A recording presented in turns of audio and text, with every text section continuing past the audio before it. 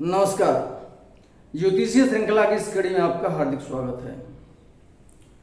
कुंडली में योगी और महात्मा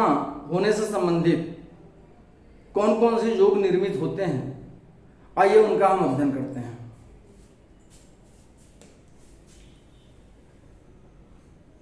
यदि कुंडली में चंद्रमा और बृहस्पति के अंतर्गत अन्य सभी ग्रह हों तो जातक दीर्घजीवी योगी होता है। कुंडली में चंद्रमा जहां भी बैठा हो, चंद्रमा और बृहस्पति दोनों के अंतर्गत ही, दोनों के बीच में सभी ग्रह बैठे हों, सातों ग्रह, तो जातक दीर्घजीवी योगी होता है। उसी प्रकार यदि सभी ग्रह शनि और मंगल के अंतर्गत हों तो जातक योगी होता है। शनि और मंगल के अंतर्गत सभी ग्रह बैठे हों तो ऐसा जातक योगी होता है। यदि जन्म मकर राशि का हो और सभी ग्रह सूर्य और मंगल के अंतर्गत हों तो जातक महात्मा होता है। जन्म मकर राशि का हो अर्थात जन्मकालिक चंद्रमा मकर राशि में स्थित हो और सभी ग्रह चंद्रमा के साथ, ऐसा नहीं कि चंद्रमा के अतिरिक्त, जन्म राशि मकर राशि हो और सभी ग्रह सूर्य और मंगल के अंतर्गत बैठे हों तो वैसा जातक महात्मा होता है। अगला सूत्र है, यदि शनि और बृहस्पति एक साथ होकर नवमस्त अथवा दशमस्त हों और एक ही नवांश में हों तो जातक चिरायु होता हुआ बहुत बड़ा संत और मुनि होता है। शनि और बृहस्पति दोनों एक साथ होकर के या तो नवम भाव में बैठे हों या दसम भाव में बैठे हों और दोनों एक ही नवांश में हों, अर्थात अंशात्मक अंतर 3 अंश 20 कला के अंतर ही दोनों एक साथ बैठे हुए हों, जिस राशि में बैठे हों, नवम या दसम स्थान में एक साथ, तो ऐसा जातक चिरायु होता हुआ बहुत बड़ा संत और मुनि होता है। अगला सूत्र है, यदि कर्क लग्न का जन्म हो और धनु राशि के नवांश में हो, लग्न हो तथा बृहस्पति लग्न में स्थित हो और केंद्र में 3 या 4 ग्रह बैठे हों तो जातक ब्रह्मपद को प्राप्त करता है। लग्न कर्क लग्न हो, पहली स्थिति। दूसरा कंडीशन क्या है, धनु राशि के नवांश में लग्न हो, अर्थात कर्क लग्न के छठे नवांश, कर्क लग्न का छठा नवांश अर्थात 16 अंश 40 कला से लेकर के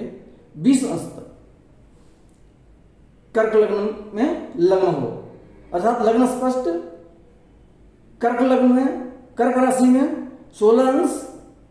40 कला से लेकर के 20 अंश के अंतर हो तो वो धनु का नवांश होता है। धनु राशि के नवांश में लग्न हो तथा बृहस्पति लग्न में बैठा हो, कर्क लग्न में बृहस्पति स्थित हो और केंद्र में 3 या 4 ग्रह बैठे हों, लग्न चतुर्थ सप्तम और दसम में 3 या 4 ग्रह बैठे हों तो वैसा जातक ब्रह्मपद को प्राप्त करता है। यदि धनु राशि में जन्म लग्न हो, बृहस्पति लग्न में हो, लग्न मेष नवांश का हो, शुक्र सप्तम स्थान में हो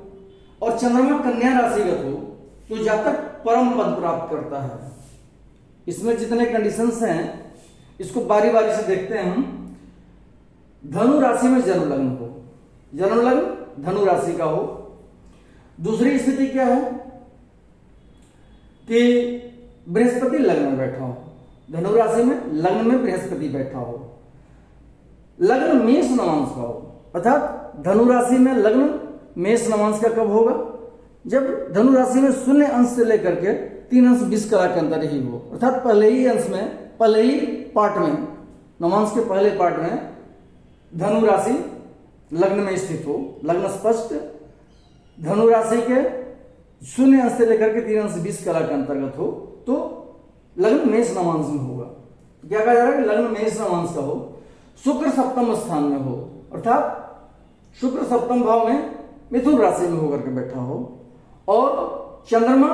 कन्या राशिगत हो, अर्थात कन्या राशि में होकर चंद्रमा दसम भाव में बैठा हो। ये सब जब स्थितियां होती हैं तो जातक परम पद को प्राप्त करता है। फिर से जान लें, धनु राशि में जन्म लग्न हो, जन्म लग्न में बृहस्पति बैठा हो, लग्न मेष नवांश का हो, शुक्र सप्तम स्थान में हो अर्थात मिथुन राशि में बैठा हो, और चंद्रमा कन्या राशिगत अर्थात दसम भाव में बैठा हो, तो जातक परम पद प्राप्त करता है। अगला सूत्र है, यदि कर्क से आरंभ कर धनु राशि पर्यंत 6 राशियों में 7 ग्रह बैठे हों, परंतु इनमें से कोई राशि ग्रह शून्य नहीं हो, तो जातक दीर्घायु योगी होता है। कर्क राशि से लेकर के धनु राशि पर्यंत ये 6 राशियां, कर्क, सिंह, कन्या, तुला, वृश्चिक और धनु, इन 6 राशियों में 7 ग्रह बैठे हों, 7 प्रकाशक ग्रह इन 6 राशियों में ही बैठे हों, और इसमें ध्यान देना है कि कोई भी राशि ग्रह शून्य नहीं हो, कोई भी राशि बिना ग्रह का नहीं होना चाहिए। तो इस स्थिति में जातक दीर्घायु योगी होता है। यदि कर्क लग्न हो और बृहस्पति उसमें बैठा हो, शनि सिंह राशिगत हो, चंद्रमा वृष राशिगत हो, शुक्र मिथुन राशिगत हो, और सूर्य तथा बुध स्थिर राशिगत हो, तो जातक महान मुनि होता है। इसमें भी बारी बारी से हम सभी कंडीशंस को देखते हैं। कर्क लग्न हो, लग्न में कर्क राशि बैठी हो, कर्क लग्न में बृहस्पति स्थित हो, बृहस्पति उसमें बैठा हो, शनि सिंह राशि में हो अर्थात द्वितीय भाव में शनि बैठा हो, चंद्रमा वृष राशिगत हो अर्थात एकादश भाव में वृष राशि में होकर के चंद्रमा बैठा हो, शुक्र मिथुन राशिगत हो अर्थात शुक्र द्वादश भाव में मिथुन राशि में होकर के बैठा हो, और सूर्य तथा बुध स्थिर राशिगत हो। सूर्य और बुध दोनों स्थिर राशि अर्थात या तो वृष में या सिंह में या वृश्चिक में या कुंभ राशि में, ये स्थिर राशियां होती हैं। तो सूर्य और बुध स्थिर राशिगत हो, तो ऐसा जातक महान मुनि होता है। फिर से जान लें, कर्क लग्न हो, बृहस्पति लग्न में स्थित हो, शनि सिंह राशिगत हो अर्थात द्वितीय भाव में बैठा हो, चंद्रमा वृष राशिगत हो अर्थात एकादश भाव में बैठा हो, शुक्र मिथुन राशिगत हो अर्थात द्वादश भाव में बैठा हो, और सूर्य तथा बुध ये स्थिर राशिगत हो, स्थिर राशि में बैठे हों, तो जातक महान मुनि होता है। अगला सूत्र है, यदि मेष के अंतिम नवांश का जन्म हो और लग्न में बृहस्पति अथवा शुक्र हो, चंद्रमा द्वितीय स्थान में हो, मंगल सिंहासनांश का हो अथवा धनु राशि के पंचम अंश का हो, तो ऐसा जातक कोई बड़ा महात्मा होता है। आइए इसके कंडीशंस को देखते हैं। यदि मेष के अंतिम नवांश का जन्म हो अर्थात लग्न जो है सो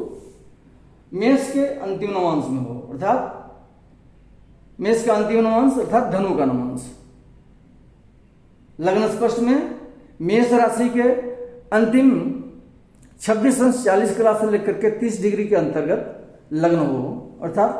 अंतिम नवांश में हो अर्थात धनु के नवांश में लग्न हो। मेष के अंतिम नवांश का जन्म हो और लग्न में बृहस्पति अथवा शुक्र हो, मेष राशि में लग्न में बृहस्पति या शुक्र दोनों में से कोई एक बैठा हो, चंद्रमा द्वितीय स्थान में हो, चंद्रमा वृष राशिगत होकर के द्वितीय भाव में बैठा हो, और मंगल सिंहासनांश का हो, सिंहासनांश मतलब 5 शुभ वर्गों में स्थित हो मंगल, या धनु राशि के पंचम नवांश में हो, या तो मंगल सिंहासनांश में हो, यदि सिंहासनांश में नहीं हो तो धनु राशि के पंचम नवांश में अर्थात धनु राशि में स्थित हो और पंचम नवांश मतलब सिंह राशि के नवांश में हो, तो ऐसा जातक कोई बड़ा महात्मा होता है। अगला सूत्र है, यदि चंद्रमा देवलोकांश का हो, मंगल परावतांश का और सूर्य सिंहासनांश का हो, तो जातक महर्षि होता है। चंद्रमा देवलोकांश का अर्थात चंद्रमा 7 शुभ वर्गों में स्थित हो, और मंगल परावतांश का अर्थात मंगल 6 शुभ वर्गों में स्थित हो, और सूर्य सिंहासनांश का अर्थात सूर्य जो है वो 5 शुभ वर्गों में स्थित हो कुंडली में, तो ऐसा जातक महर्षि होता है। अगले वीडियो से हम अब ग्रहों की महादशा अंतर्दशा, इनका फल, इस सब के बारे में विचार करेंगे। नमस्कार।